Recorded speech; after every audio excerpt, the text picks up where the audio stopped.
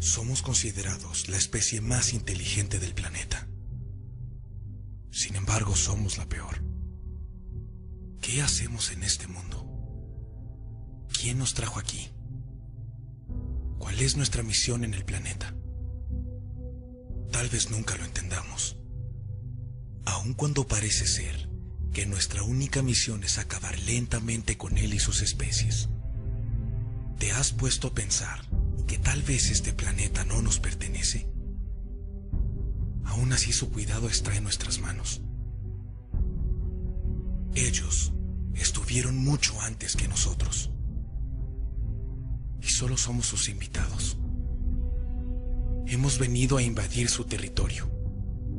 Y estamos destruyendo su hogar. Se nos ha soportado por siglos. Se nos ha perdonado incontables veces. Pero seguimos ignorando su situación. Hemos sido sus secuestradores, sus asesinos. Y sin embargo, nos aceptan como sus dueños. Somos la única especie que ataca, destruye, aniquila, contamina y extingue por ambición, o solo para vivir un poco mejor. El mundo es tuyo, es nuestro, es de todos nosotros. Sin embargo, recuerda que también es mundo de ellos, y tenemos que entender que no pueden hacer nada al respecto para salvarse, y mucho menos para salvar el planeta. El planeta Tierra está muriendo.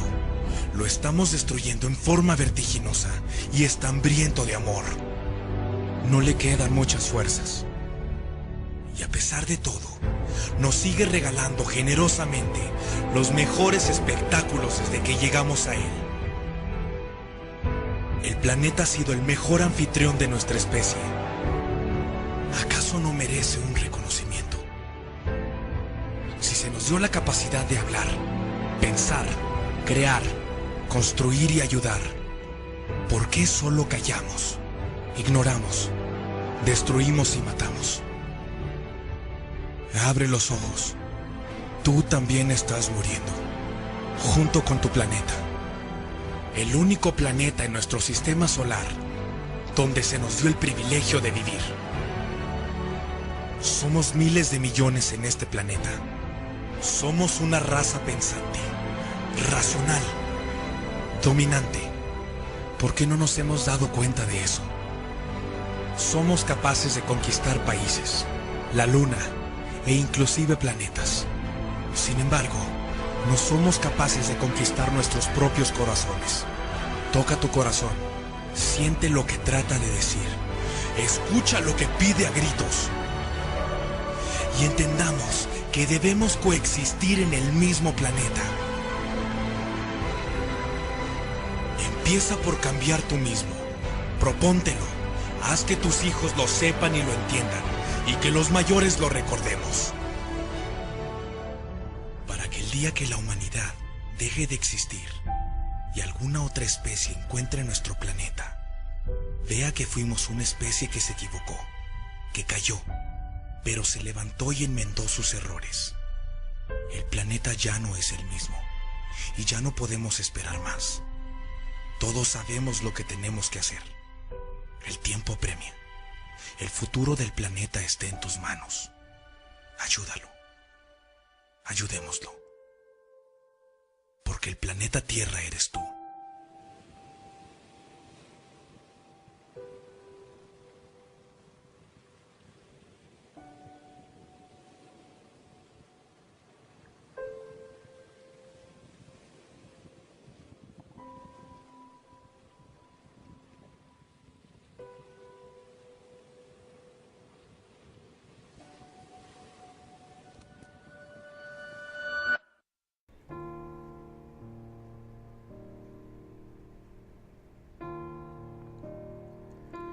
Los seres humanos, desde que comenzaron a organizarse para vivir juntos en sociedades cada vez más grandes y complejas, porque obviamente vivir en pequeños grupos o solos era muchísimo más peligroso, necesitaron establecer parámetros, normas, reglas, para tratar de vivir en paz.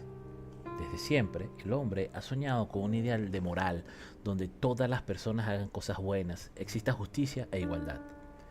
En términos simples parece fácil, pero cada día la sociedad se pone muchísimo más compleja. Mientras crece la población, crecen también sus problemas, y eso aún contando con todos los recursos que necesitamos para vivir bien. Ya en la actualidad, muchísimos poblados no cuentan con agua potable necesaria para la vida.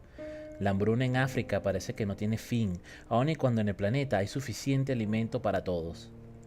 Y las enfermedades que supuestamente ya estaban erradicadas están regresando con fuerza.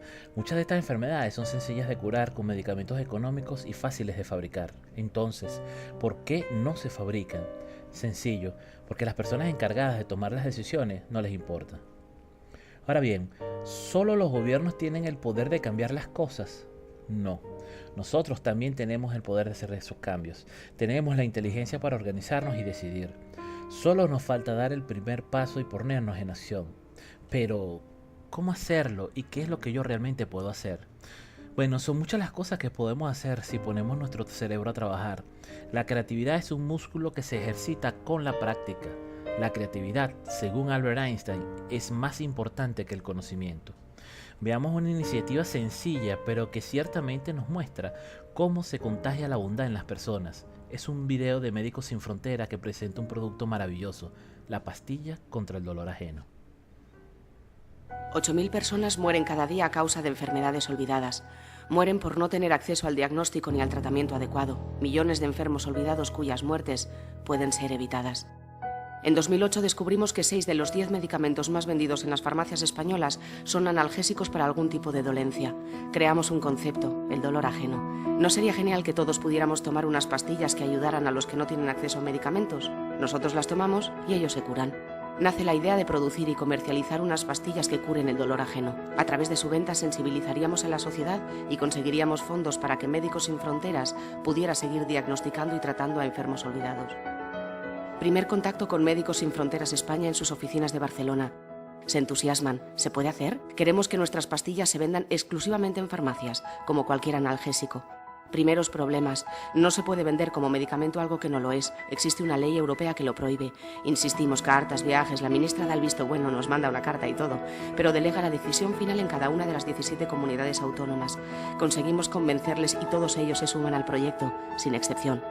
Agosto de 2009, empezamos la campaña. Necesitamos un buen spot, una historia que conecte con la gente. Escribimos un guión. Lo protagoniza un abuelo, de esos que se toman muchas pastillas cada día para curarse de todo. Nuestras pastillas son un poco berlanguianas. ¿Y si lo protagonizara Luis García Berlanga? La mujer de Luis se niega, dice que los rodajes son un follón. Le escribimos una carta, 3 folios y pico. Sería maravilloso que Luis sirviera de ejemplo para mucha gente, otra vez. Acepta. Cada día, a la misma hora, comienza el ritual que pretende hacerme inmortal. La verde para el azúcar, la azul para la tensión, que la tengo por las nubes, y la blanca. Esta es la más importante, la que tomo para ayudar a los que no tienen pastillas para curarse. Le digo a mi nieto que lo que me está curando es esta pastillita, y él me mira como si estuviera loco y me dice, imposible. Pero eso es lo bueno de tener años, que uno puede creer ya en lo que le dé la gana. Decidimos completar la parte audiovisual de la campaña echando mano de un montón de rostros conocidos que son socios de Médicos Sin Fronteras desde hace años.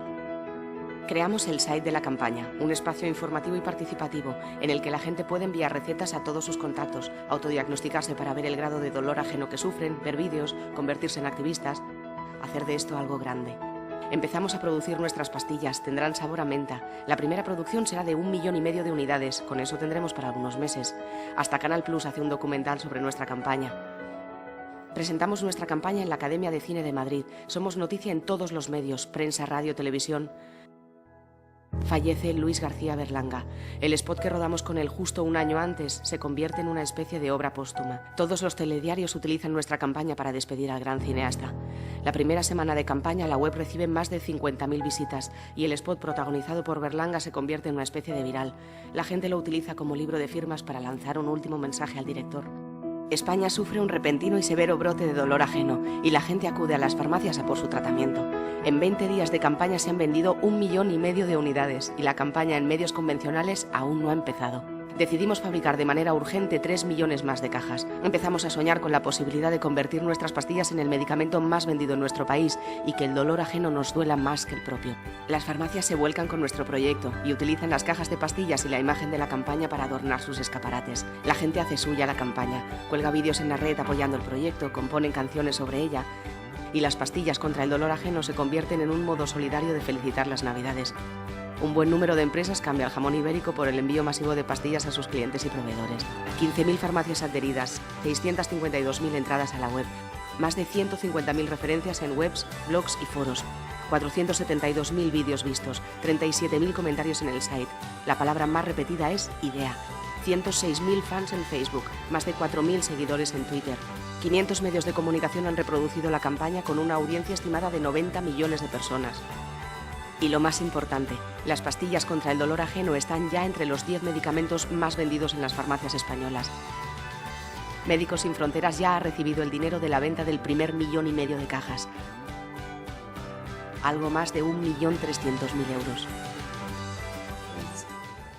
So that he can show his power to the people of Zimbabwe, Africa and the whole world at large. And they say HIV is an incurable disease. But I believe that HIV and AIDS is a curable disease. Las pastillas contra el dolor ajeno curan de verdad.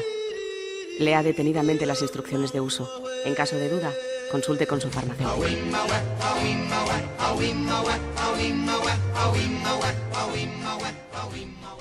Con este video vemos que una iniciativa que vale la pena se abre camino entre cualquier dificultad.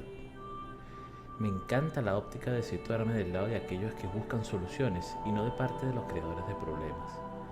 Todos tenemos la capacidad de aportar soluciones, incluso en aquellos temas en los que creemos que no tenemos experiencia suficiente para hacer grandes aportes. Pero un aporte que viene del corazón siempre será un aporte valioso. El primer paso es esforzarnos por siempre dar más de lo que se espera de nosotros. Ahora pasaremos a la parte central de nuestro portafolio. Como parte de la investigación que realicé sobre el tema, solicitamos el apoyo de unas 20 personas a las cuales entrevisté. Las personas entrevistadas son de diferentes edades y profesiones y les realicé 6 sencillas preguntas para darnos una idea de cómo se percibe la ética desde diferentes perspectivas. Seleccioné las entrevistas de las personas que no tenían preparación formal sobre la ética. La idea central es saber la percepción natural de lo que es la ética y la moral, no tanto el aspecto cognitivo formal del tema. Las preguntas que realizamos fueron muy sencillas. ¿Qué es para ti la ética? Para entender cómo se percibía. ¿Crees que en la actualidad existe una falta general de ética en las personas?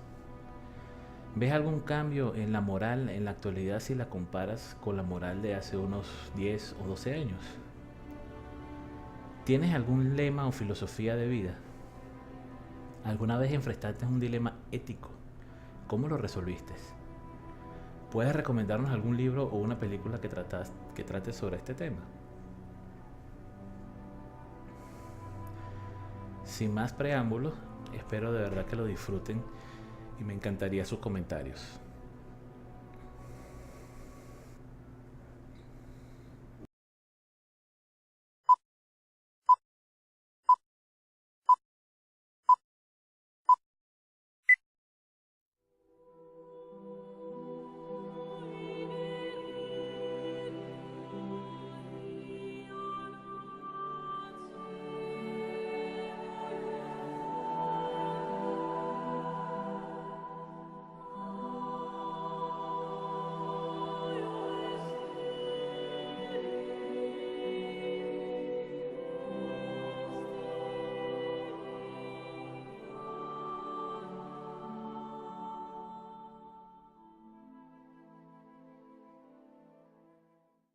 Mira, es una definición fácil, pero en mi manera de ver, lo que yo siempre he pensado que ética es como un grupo de normas que deben de regir a las personas dentro de su ambiente. Normalmente, por ejemplo, el caso de ética profesional, que es las normas que rigen dentro del ambiente donde tú trabajas, de tu profesión, y que por lo general son las cosas que no se deben de violar, las normas. para mí la ética es quizás el acto personal de uno de hacer las cosas y quizás verificar si las cosas se hicieron bien con buena ética o con mala ética. Pues. Creo que ese es el punto básico de la ética, pues, que las cosas se hagan bien. Bueno, la ética para mí es el hecho de desempeñar una labor y esmerarse por hacerlo lo mejor posible para beneficio mutuo, o sea, para beneficio propio y de las personas que me rodean. Mira, la ética es una forma de ver la vida y es una forma de actuar en función de ella, basada en valores básicamente de familia y valores de la misma sociedad. Tú vas cambiando los valores de casa, lo vas modificando un poco en el camino con lo que te vas encontrando con el entorno, bien sea en tu centro de estudio, desde el colegio, liceo, universidad, hasta que comienzas a interactuar con tu entorno laboral. Entonces la ética es la manera o las normas o las líneas que la sociedad, un tipo de sociedad en sí te dice cómo deberías hacer las cosas, cómo deberías actuar en el buen sentido, ¿sabes? Siempre respetando al otro. Si hay algo en común en la ética es que está tu posición, pero también está la posición del otro, el ponerte en los zapatos. Para mí la ética es la conducta positiva o negativa de una persona.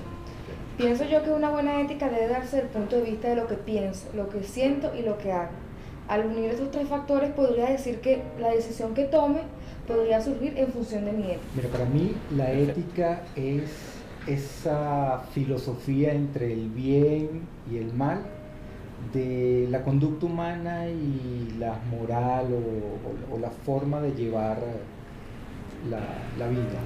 Bueno, el término ético como tal tiene mucho que ver con el comportamiento profesional de todas las personas que de alguna manera u otra tienen que ver con el trato en público, el trato hacia terceras personas, y en lo ético tendría mucho que ver el juego de valores, o sea, cómo se establecen los valores en términos de jerarquizar la importancia de lo profesional a través del desarrollo de lo profesional. La ética.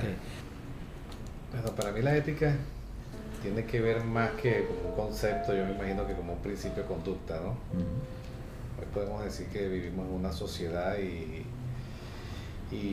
para poder convivir con una sociedad uno tiene ciertas normas o reglas de conducta donde le permiten a uno pues simplemente el buen convivir entre nosotros, y para ello pues se necesitan principios básicos y elementales de justicia. ¿Okay? Eso es, la justicia no es nada más de darle a cada quien a lo que le corresponda o que tus derechos lleguen hasta donde llegan los derechos de los demás. Pues simplemente son reglas básicas. La ética es aquella parte del pensamiento de la humanidad, pues, de la persona como tal, que te dicta o te dice qué es bueno, qué es malo, qué puede ser lo correcto, qué puede ser lo incorrecto. Eso en términos generales es la ética, muy relacionada con la moral, por supuesto, pero en el principio básicamente eso. Yo no tengo un concepto de qué es la ética como tal. O sea, no te puedo decir, mira, la ética es tal cosa, pero sí tengo la percepción de que la ética es esas cosas que uno aprende en la casa desde niño sobre qué es el bien y qué es el mal, sobre cómo uno debe comportarse ante la vida, respetar normas, cómo debes salir a la calle, cómo no debes salir, cómo debes tratar a la gente, qué debes hacer y qué no debes hacer, qué cosa es buena y qué cosa es mala. Eso es para mí lo que podría ser, pero no que usted tenga un concepto de qué es la ética como tal.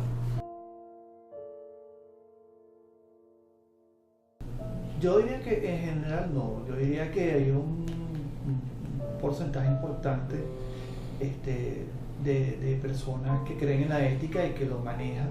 De hecho, aquí en Venezuela hay una persona, un economista, Metelo Gómez, que él es economista, pero es filósofo, entonces tiene esa combinación ahí explosiva entre las dos cosas.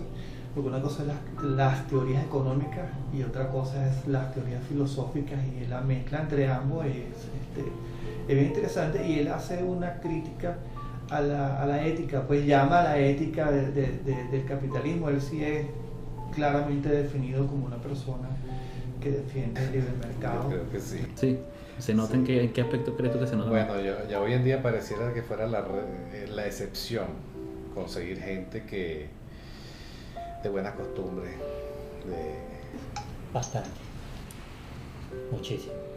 Yo creo que ahorita la gente no respeta lo que hace en su profesión, lo que hace en su vida pública. Sí, ya que no todas las personas actúan en función de lo que es la moral. ¿Por qué crees tú que pasa eso? Porque tengo entendido que la moral viene ya de acuerdo a lo que es la creencia y los valores, y todo este tipo de cosas se han perdido, y no todas las personas, por ejemplo, mantienen lo que son los valores, que es lo primordial, lo que viene ya desde casa. ¿Crees que no hay valores? Porque la Sí gente hay valores, no le hace sí caso. existen los valores, pero las personas como tal no lo refuerzan, no lo practican, no lo ponen en práctica. Por lo menos lo que es el respeto, muchas personas sobrepasan eso, lo que es la confianza. Pudiéramos generalizar. Oye, yo creo que sí, por lo mismo que te estoy diciendo. Yo parto mucho del principio que la ética se fundamenta en la casa, ni siquiera en la escuela, porque en la escuela uno lo que recibe es educación, no comportamiento. Comportamiento lo recibe uno en la casa, eso lo recibe uno de los abuelos de uno, de los padres de uno. Esos son los que realmente uno ve con el ejemplo lo que uno va a hacer en la vida. Si uno ve que el papá de uno es un tramposo, repara carros y hace trampa reparando los carros, uno dice, coño, eso es normal, eso es natural, eso yo lo puedo hacer también. Y no es así. Cuando uno le enseña de que mira, esto es lo que debes hacer y esto es lo que no debes hacer, eso es lo que uno llega a la vida. Si hay mucha gente en la actualidad que no ha recibido educación en sus casas, esa gente de entrada no tiene ética. Y para ellos mira, en la actualidad, sin meternos en política, ¿cuántas personas no están pendientes de que como este país es petrolero y el petróleo es mío, todo me lo tienen que dar? Oye, eso no es así, ¿vale? A mí me enseñaron que uno para tener las cosas las tiene que ganar, las tiene que trabajar, que lo lógico es lo que tengas sea de tu propio esfuerzo, no porque te lo den. Así como yo lo veo. Lamentablemente sí. O sea, estamos viviendo en un mundo muy difícil. O sea, el poder manejar, o el poder surgir, o el poder tener un nivel de vida aceptable, o querer tener cosas en la vida, nos ha llevado a esa distorsión de lo que puede ser la ética. Entonces sí creo que ha habido ese cambio. Eres el segundo entrevistado que pone directamente proporcional la parte financiera y económica con la ética. Esa, como dices tú, ¿crees que la parte financiera influye mucho en las decisiones éticas de las personas? Yo personalmente creo que para mí ese es el punto más fuerte, porque si yo no tengo una presión de dinero, o sea, o de querer o de necesitar algo, yo no veo una relación con querer doblar esa moral o querer saltar la barda. O sea, no la veo. Yo personalmente, Omar Iturbe, no ve esa necesidad. Sí, o sea, no generalizando como todo, pues, no generaliza. Además que siempre, aunque debería ser bastante objetiva, generalmente suele ser muy subjetiva todo lo de la ética y la moral. Yo sí siento que hay falta de ética. Aunque la ética generalmente lo que hace es evaluar, pues, la moral como tal.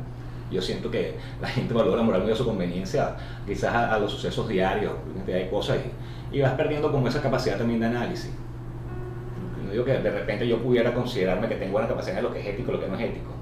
Sin embargo, es muy subjetivo en este caso. Hay mucha crisis en términos de lo ético. Conocemos profesores de inglés que no hablan inglés. Entonces, desde el punto de vista ético, no vamos a hablar del punto de vista académico, sino desde el punto de vista de lo ético, sería como la antítesis del deber ser.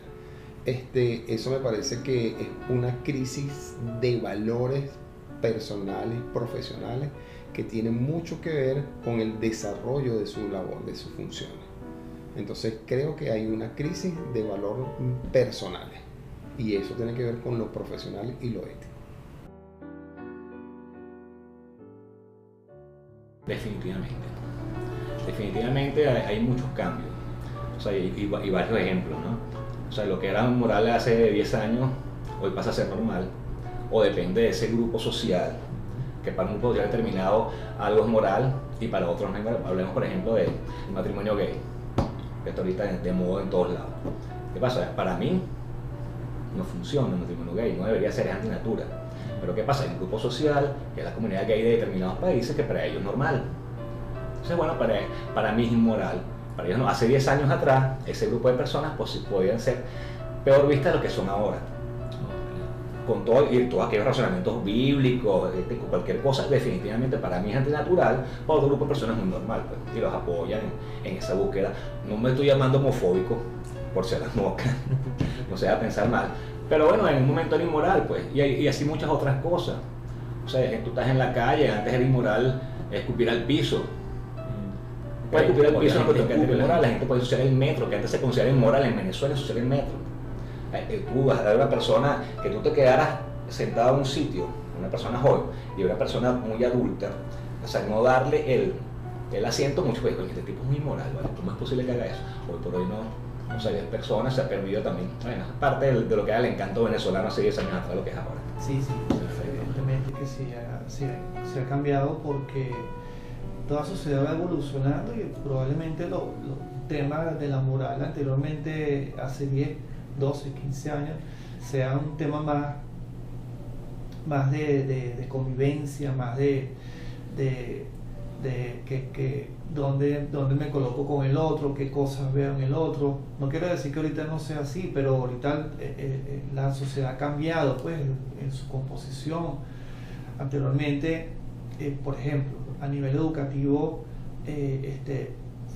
había muchos problemas con cupos para entrar a la universidad y sin embargo en la actualidad, y eso es una cosa que hay que decirlo así con responsabilidad, se ha tratado de aperturar las universidades y los colegios a una gran mayoría de personas, y evidentemente que la educación influye en la moral y la moral influye en la sociedad. Eso es como una seguidilla. No te voy a decir que la moral anterior era más calidad que esta porque los contextos son distintos. Tendríamos que decir, bueno, cómo era la moral en 1900, cómo era la moral toda recatada, la gente con la ropa hasta acá, ¿sabes? No existían las libertades para las mujeres en la votación, las mujeres estaban de lado, y así, bueno, en términos generales ha ido cambiando y ha ido evolucionando la moral para bien. Sin embargo, si nos centramos aquí en Venezuela, pudiésemos decir que en algunos casos hay una crisis moral que tiene que ver con la razón, con cómo me manejo, qué hago, qué no hago, qué valores tengo, qué es bueno para mí, qué es bueno para el colectivo, qué es bueno para la sociedad, qué es bueno para el país, ¿sabes? Hay una moral que a veces raya en la doble moral, que no solamente es ateniente a la sociedad venezolana, sino que también es ateniente a nivel mundial, porque ahí tenemos la crisis que pasó en Japón con respecto a lo que ocurrió en Fukuyama, el desastre nuclear, donde la moral te decía que había que reformar todos los cambios para evitar la energía nuclear, y sin embargo había otros que decían, mira, pero ya va, tenemos 26 plantas nucleares, esto no se puede quitar así, ¿sabes? Entonces ya había un tema de lo económico con lo político, con lo social y evidentemente con lo moral, porque si me preguntas a mí, yo las hubiese comenzado a eliminar, o hubiese hecho un programa de eliminar las plantas nucleares, porque están perjudicando a un pueblo en función de unos aspectos económicos que uno se monta sobre el otro. Yo diría que sí hay diferencia porque a medida que ha pasado el tiempo se ve la decadencia en el desempeño de las labores de muchas personas, por decir empresas. ¿Qué ha decaído en las personas? La forma de hacer su trabajo. Ahorita lo hacen es sencillamente por obtener un beneficio y ya. Antes, 10, 15 años atrás, las personas se esmeraban más porque las cosas dieran mejores resultados, fueran más óptimos los resultados. Ahorita las personas, o sea, se está haciendo el trabajo, pero no con el resultado deseado. ¿Por qué crees tú que se da eso? Ese cambio que ahora las personas lo hacen por el sueldo, quizás. Bueno, podría decirse por disconformidad. ¿Con quién la disconformidad?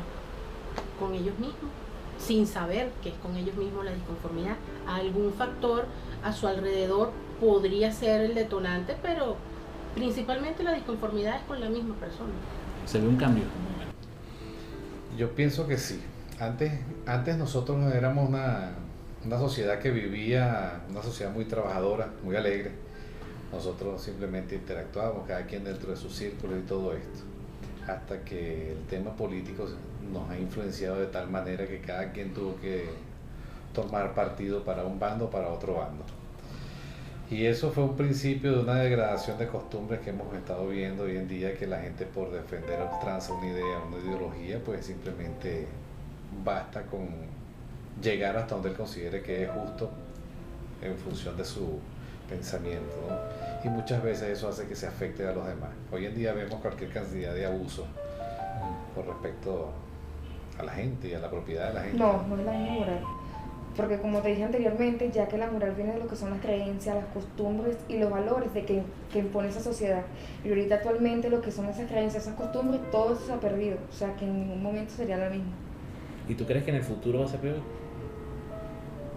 Puede ser que sí. ¿Se puede proyectar que va a ser peor? Sí. Okay. ¿Tienes alguna frase, algún lema, una filosofía? Los lemas, los tipos que son conocidos como que haz bien y no mires a quién, no hagas lo que no te gusta que te hicieran. ¿La practicas tú? El de... Sí, sí. Ok. ¿Me puedes recomendar? Tengo 46 años cumplidos hoy. Y esto no se veía antes. O sea, cuando yo comencé a trabajar, hace 20, 25 años atrás, esto no era así. Okay. Tú lo ves desde las universidades. O sea, hay gente tratando de conseguir un título, buscando cómo pagar el título, y pierde tiempo buscando la relación para poder pagar el título en vez de tomarse ese tiempo y estudiar. ¿Okay? Y eso no se veía antes. Antes la gente, todo lo que tenía era por un mérito, o sea, lo disfrutaba. O sea, lo que tenía era porque lo trabajaba y lo disfrutaba. Y yo voy mucho a la parte financiera. O sea, yo creo que la parte económica es la que está influyendo ahí. Sí. Yo creo que antes se respetaba más las normas de convivencia, las normas de personales de los grupos. De una época para acá eso se ha perdido muchísimo. Claro, uno veía que todas las cosas uno siempre procuraba que se hicieran bien, y ahorita nadie le para que si hacen bien o si hacen mal, y eso viene ahorita de hace 10, 12 años para atrás. Okay. Esta sociedad de estos siglos en realidad le da muy poca importancia a lo que es lo moral. Tenemos, yo diría que una guerra entre muchas culturas. Ahorita hay invasiones a través de las mismas tecnologías, las mismas redes sociales. Se celebran días como Halloween, días que de repente dentro de nuestra cultura nacional no tendría ni razón de ser. Esa invasión, esa mezcla de lo nuestro con lo de fuera ha hecho ir perdiendo lo que son las tradiciones propias. Eso en la educación va a diferenciarse, cómo eso tiene que ver en el trabajo con otras personas, en el hogar. Entonces vemos hogares que están estructurados solamente por una madre, entonces no tenemos la figura paterna. Eso desde el punto de vista ya de la formación de ese niño ya pierde el valor a la figura del padre. Si él más adelante va creciendo, se va educando, entonces él dirá, bueno, ya si yo me eduqué sin padre, yo puedo ser un padre irresponsable de la misma manera, porque entonces ya esa figura va como desapareciendo. Eso tiene mucho que ver con lo moral, y hay esa crisis moral de la sociedad. Desde el punto de vista de la sociedad tendremos mucho que trabajar en la educación, de la estructuración desde la familia, y desde ahí ir creciendo como sociedad. No, yo no la pondría hace 12 años, yo la pondría más abajo, yo la pondría en los 80, Pancho. Yo diría que la curva de la moral fue cuando empezó esa dependencia de sentimiento del petróleo. Esa dependencia empezó cuando la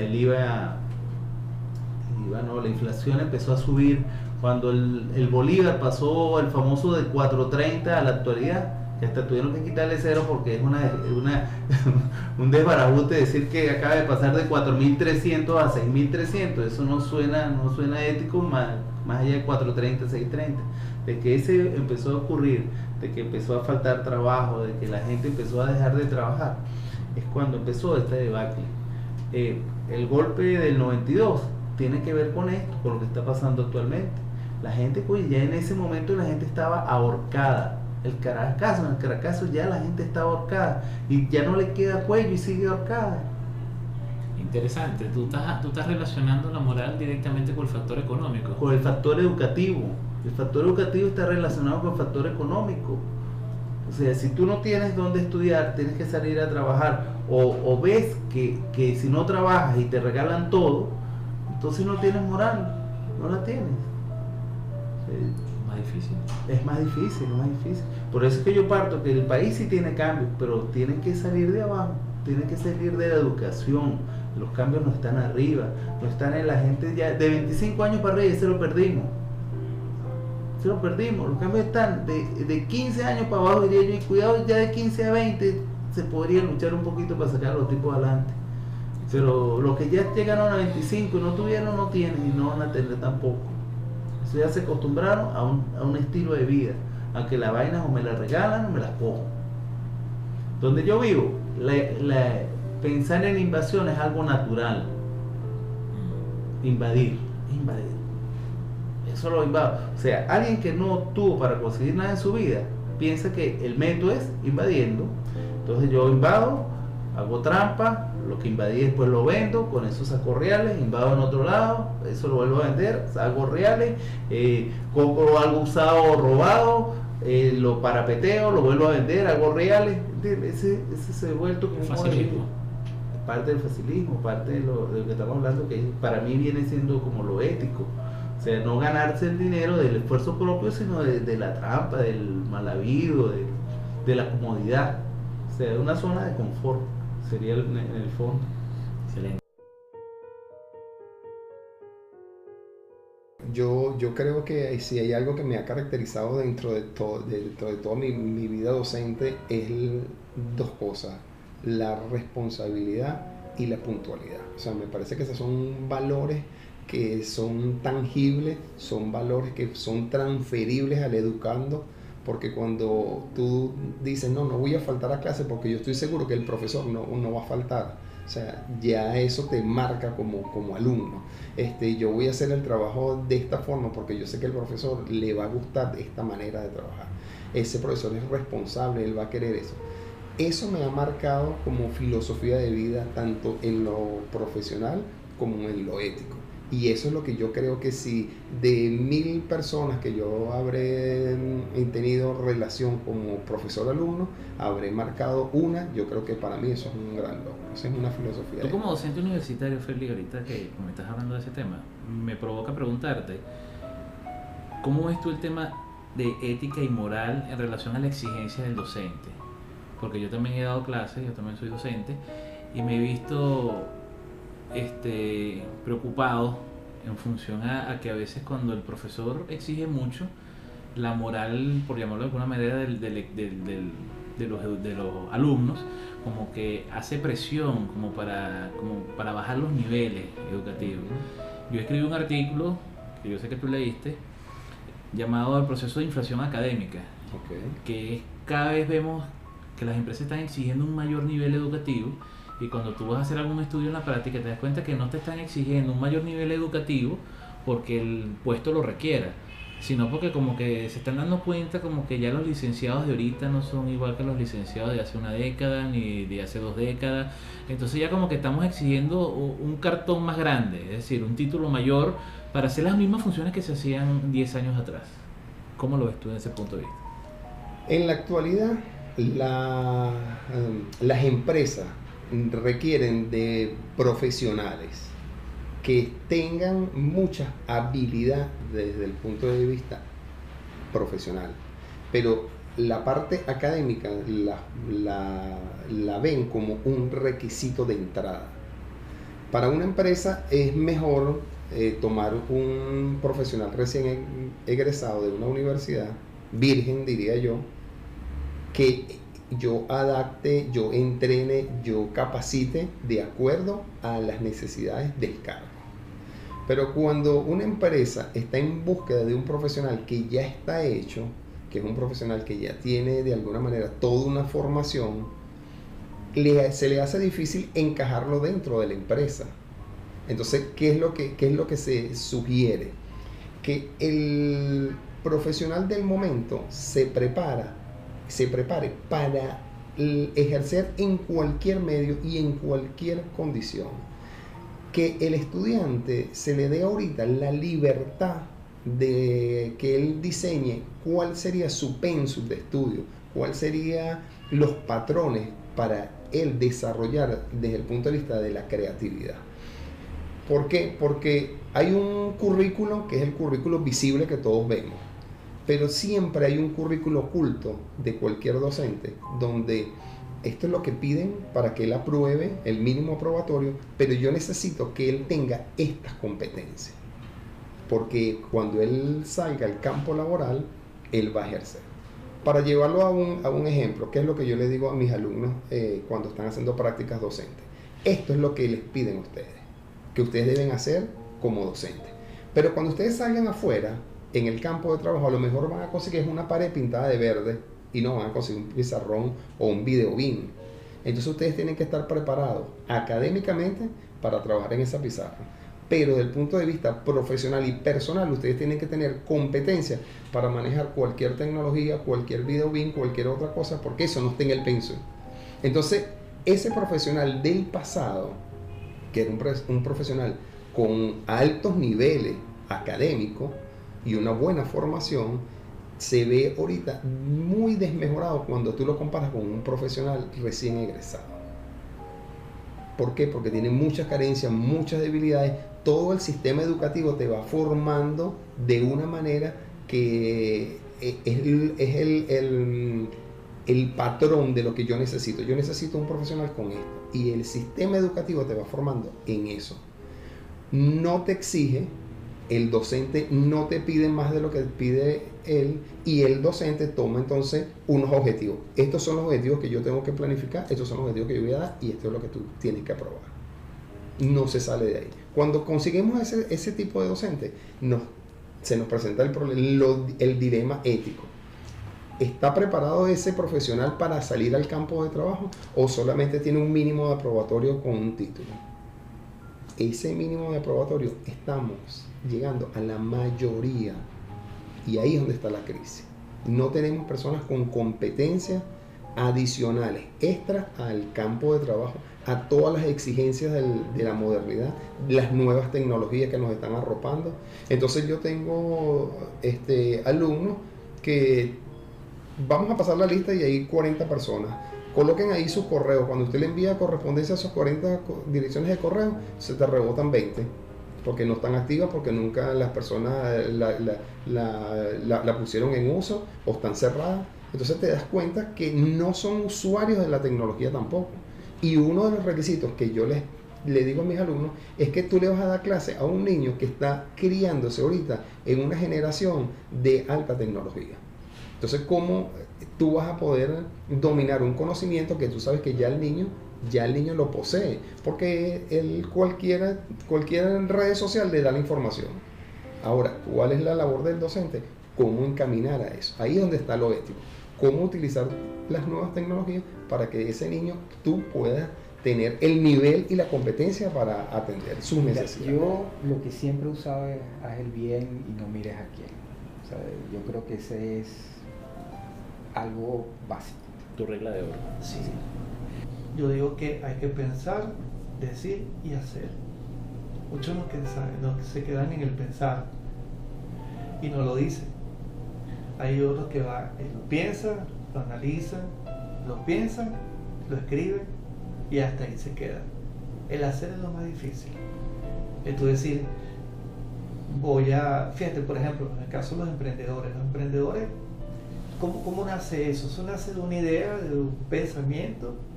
Lo voy a hacer, comienzas a escribir, comienzas a documentarte, pero el hacer, el tener la empresa, el carrito, lo que vayas a hacer, eso es lo más difícil. Nunca he tenido un lema de estos clichés.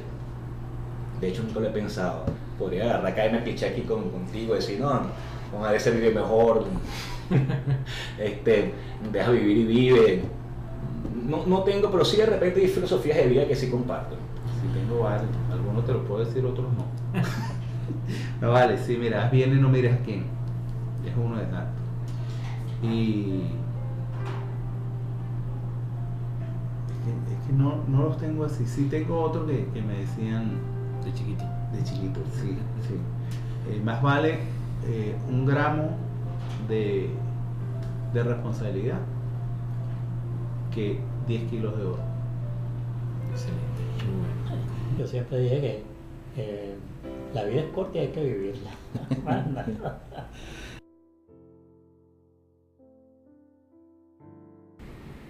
Sí, muchas veces cuando te imponen, por ejemplo, que un alumno deba pasar o este alumno no se puede aplazar porque él se va a graduar este semestre.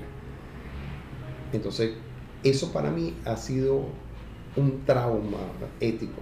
Entonces, he tenido que colocarle actividades adicionales para que el alumno pueda llegar a un mínimo aprobatorio, porque dentro del semestre él no logró cubrir todas las expectativas. Entonces hay que darle como otra oportunidad, como dirían en bachillerato, un remedial para que él logre tener los mínimos aprobatorios para pasar una materia. Eso para mí es una crisis. Sí, en múltiples ocasiones. ¿Cómo lo resolviste? Bueno, te puedo dar un ejemplo. Sí, claro. Una oportunidad, yo pertenezco a un grupo político, había una ruptura en lo que era toda la línea de mando, o se quería provocar una ruptura en la línea de mando, algunas personas que querían tomar el control determinado de un área.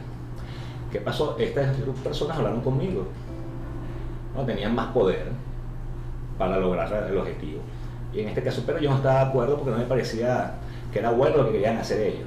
Primero, ese tratamiento que estaban dando a otras personas y los términos que estaban utilizando. Bueno, yo decidí que yo me iba con el grupo más bien del soñador, del tipo que quería hacer las cosas más bonitas, quería hacerlo por lo legal, y rompí por aquí. Pues. Bueno, yo puse eso en una balanza. Para mí no funciona esto. O sea, este grupo de personas, son mis amigos, pero políticamente los estoy adversando, como que un grupo de personas que más se parecían a mí. Entonces, bueno, yo decidí, y habían otras cosas, pues, pero no valdría la pena de repente mencionar cosas que de repente no vienen al caso y que podrían llamarse feas o de mucha bajeza. Y yo decidí quedarme con ese grupo. Y así otros ejemplos que a lo largo de mi vida, que hay muchos que no recuerdo, definitivamente hay muchos conflictos por muchos años. Pero bueno, en el principio eso es un ejemplo. Sí, normalmente, eso lo lleva uno. ¿Cómo lo resuelve? Un dilema ético es que tú vas en la camionetica y el tipo te da los vueltos mal. ¿Cómo se resuelve? Toma tu real. O sea, no. Excelente. ¿Por qué? Porque si tú no lo haces así, ya de entrada esos 2 bolívares que tú le quitas al tipo, a mí en lo personal me quedan aquí metidos. Coño, a mí no me dejarían dormir, o sea, y son 2 bolívares. No estamos hablando de mucha cantidad de dinero. Imagínate ir para arriba.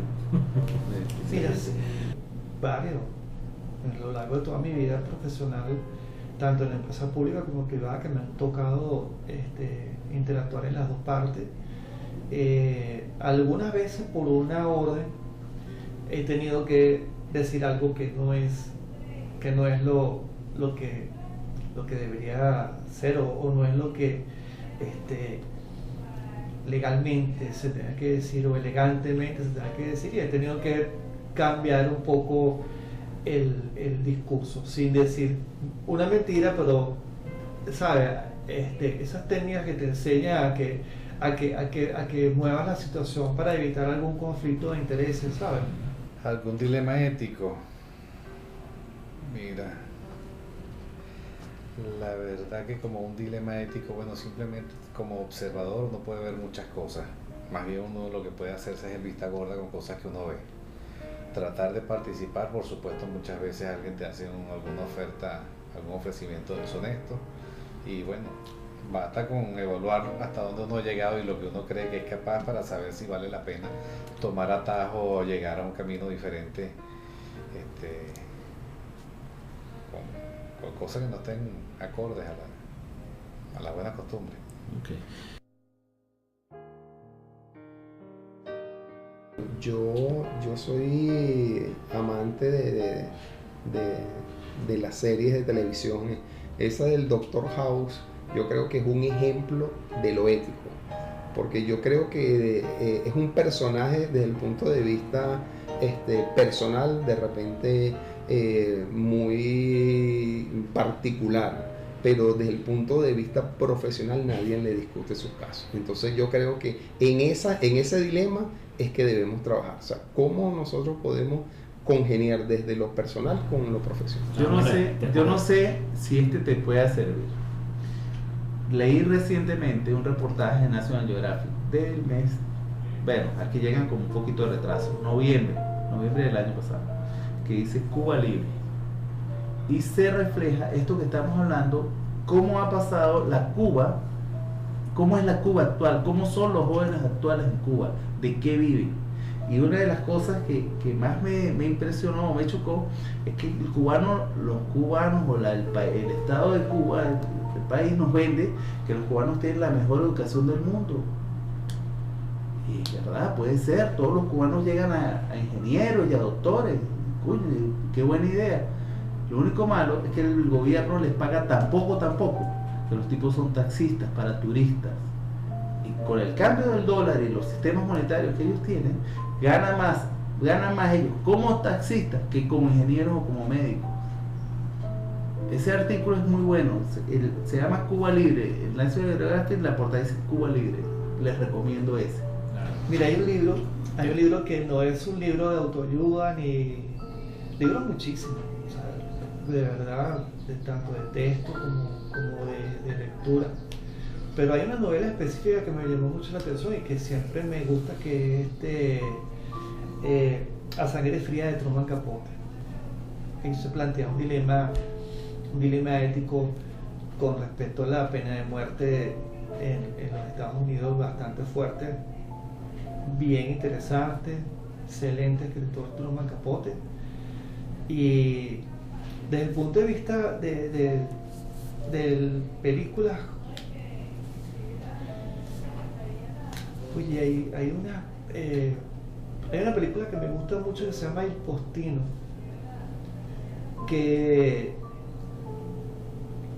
habla de la Italia, de la Italia de Pablo Neruda cuando se exila en Italia, que es bien interesante desde el punto de vista político, desde el punto de vista de la cultura, del mensaje, metamensaje que te trae la película, de cómo me manejo inocentemente en algunos puntos, y cómo esa sociedad me va arropando, me va agarrando y me va trayendo y me va involucrando en los temas políticos, en el tema sentimental, en el tema de la moral y de la ética. O sea, excelente película. Bueno, yo no leo mucho porque como me he dedicado más a la parte de técnica y eso, leo revistas, pero sí películas. Hay una que me llamó mucho la atención hace muchos años, que estaba tratando de acordar, Google Street. Ah, la de Wall Street, la primera. Que se relaciona mucho con la primera pregunta que tú me hiciste Sobre de la ética. de la ética. Películas, Entonces- recomendaría lo que es En busca de la felicidad, ya que esa película es basada en hechos reales, donde un hombre, a pesar de lo que es de sus dificultades económicas y pues problemas familiares que presenta, sigue luchando contra lo que es la adversidad que se le presentan de cada una de sus circunstancias, para lo que es sobrevivir, seguir luchando por la lucha de su hijo, pues. Y otra sería lo que es 13 segundos, que es también una película basada en hechos reales, donde busca despertar conciencia en lo que es el tema del aborto, ya que se trata de lo que es la lucha de 5 bebés que quieren sobrevivir, y a partir de eso, lo que es la lucha entre los bebés y la mamá, hacen despertar de que, o sea, toman conciencia de que cada segundo que transcurre es para sobrevivir, pues, es bueno para sobrevivir. Ese caso que me estás tocando del aborto pudiera ser uno de los casos fuertes del cambio moral. ¿O lo consideras como que es algo normal en la sociedad, que era un cambio lógico por No, los derechos? yo diría que sería falta de la moral. Porque como te digo, no todas las personas persiguen esa misma creencia, o quizás los valores, o quizás actúan por impulso. O bueno, sí, porque ahora me está embarazada, yo también lo puedo hacer, también por la falta de personalidad, o porque no vienen esos valores inculcados desde casa. ¿Qué valor Aunque- crees tú que se estaría violentando en el caso del aborto? Que estaría violentando, o sea, quitándole el nacimiento a otra persona que va a venir al mundo, El derecho a la vida. el derecho a la vida. Ok, excelente. Bueno, te podría recomendar Los 7 hábitos de las personas altamente efectivas de Stephen Covey. Y una película que me ha gustado mucho ha sido En busca de la felicidad. Mira, yo creo que Wall Street, la película de Wall Street, ese es un ejemplo claro de el bien y el mal aplicado a la ética. La viste con tu papá porque me dio la misma recomendación. ¿Sí? Puede ser. Sí, sí. ¿Qué tal? Con personalidad de la vida. Impresionante.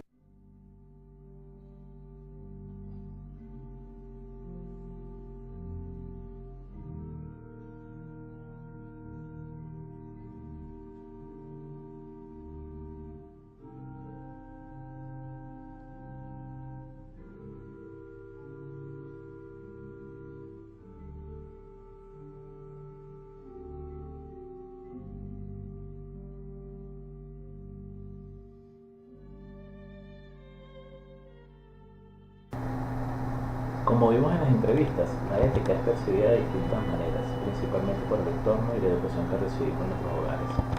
El factor económico, sin duda, está jugando el papel de mayor importancia en el cambio acelerado de la moral. Pareciera que la presión que se ejerce en la sociedad para conseguir cierto estatus empuja a muchas personas a dejar ciertos valores de lado para conseguir dinero con mayor rapidez. En la formación de casa de nuestros abuelos y bisabuelos se notaba cómo hacían hincapié en la formación del carácter, por lo cual la ética de esas generaciones pudiera decirse que era la ética del carácter.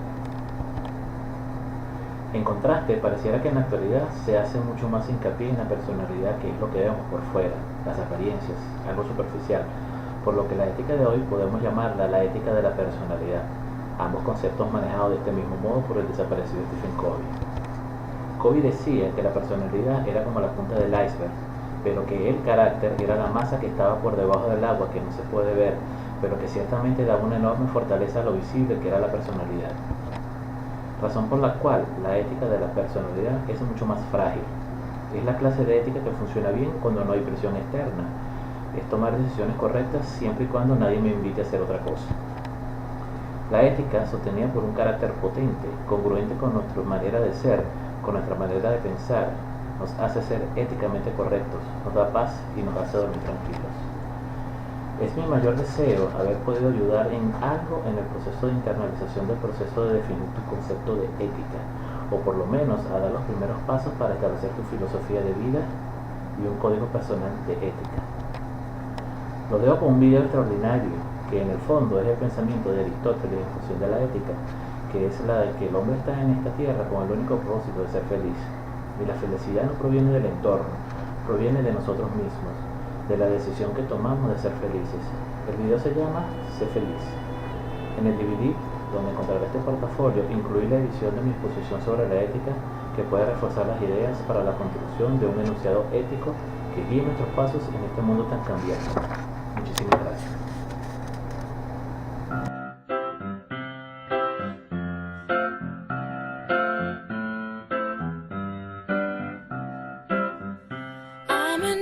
So I came to this strange world hoping I could learn a bit about how to give and take.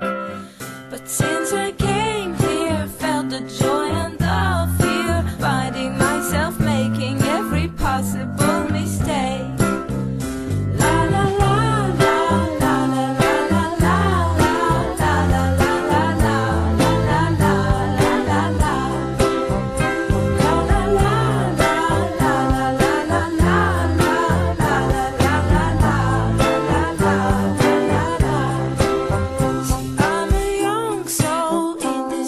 Strange world, hoping I could learn a bit about what is true and fake. But while this hate try to communicate, finding trust and love is not always easy to make.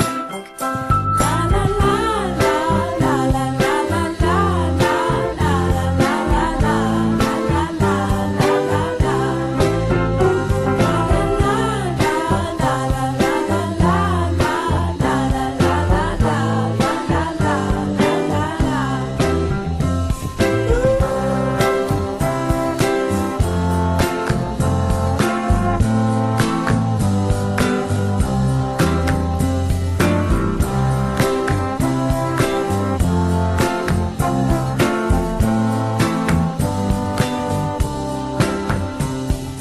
This is a happy end, 'cause you don't understand